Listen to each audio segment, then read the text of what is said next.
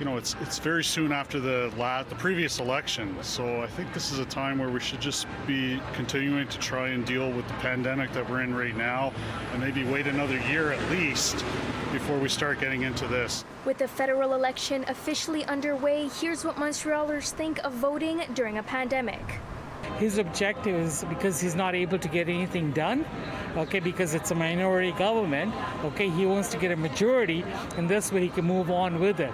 So it's either he's out or he's in, but I think it's a good thing that he's calling elections so we can move as a country rather than being on, off, on, off. The slogan for this election can be, hey, we're in a pandemic, you need me.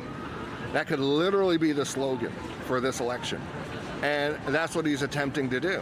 And so when it comes to it, there's something about the timing of this election that is definitely tied into the policies that are about to come down for COVID.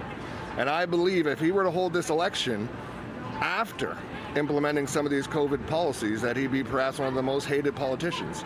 And so he's trying and attempting to implement and establish his government prior to some of the legislation that's about to come about. I think that it's too early, number one, and I also feel like it's unnecessary right now in the middle of a pandemic to do that.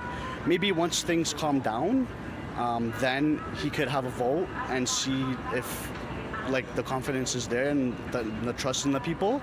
But as of right now, it's unnecessary. There's a lot of things else to focus on as opposed to calling an election in the middle of a pandemic, yeah. I think the Liberal Party must be strong to pass by this pandemic, because it's not over. It's not over at all. So maybe it's better to have a strong Liberal Party, but a lot of but about this. In Montreal, Brittany Enriquez, City News.